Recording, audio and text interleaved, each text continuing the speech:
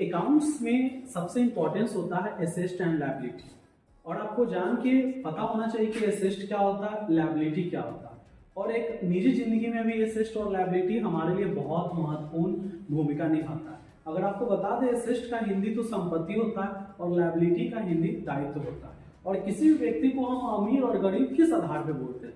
जिसके पास ज्यादा संपत्ति होती है तो उसको हम अमीर बोल देते हैं, जिसके पास लायबिलिटी ज्यादा होता मतलब कि कर्जा ज्यादा होता है, ऋण ज्यादा होता है, तो उसको हम बोलते हैं कि गरीब व्यक्ति है। लेकिन अकाउंट्स में ऐसा कुछ नहीं है। यहाँ पे बिजनेस या कंपनी में asset and liability importance role of the उसका बैलेंस को दर्शाने के लिए यूज की जाती है। और सबसे पहले आपको बता दें एसेट होता क्या है।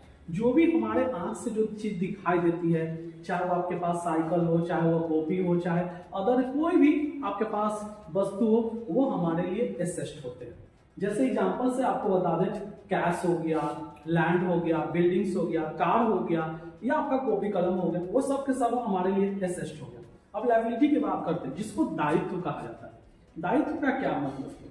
दायित्व का मतलब है, अगर हम किसी व्यक्ति से अगर लेते हैं, किसी व्यक्ति से अगर कोई भी पैसा लेते हैं, मोहन ने मान लीजिए सोहन से 500 रुपया कर्जा लिया, तब इसमें दायित्व कौन होगा? मोहन ने सोहन से लिया, सोहन का दायित्व कौन है? मोहन है। अब दायित्व का मतलब है कि हम बैंक से कोई भी पैसा लेते हैं, क्रेडिट कार्ड वगैरह हो, वो सब हमारे लिए लायबिलिटी के रूप में होता है। लायबिलिटी मतलब हमारा जिम्मेवारी है उस पैसा को चुकाना। हमारा मानना है कि लायबिलिटी आपको कम से कम होना चाहिए, चाहे वो बिजनेस के सेक्टर में हो, चाहे वो रियल लाइफ के सेक्टर में। जितना लायबिलिटी आपका कम होगा उतना आपके लिए फायदेमंद होगा। हमें आशा है कि आप लायबिलिटी के बारे में से समझ गए होंगे कि लायबिलिटी मतलब कि बैंक से कर्जा लेना, किसी दोस्त से कर्जा लेना, या किसी क्रेडिट कार्ड से लेना, दैट्स लायबिलिटी।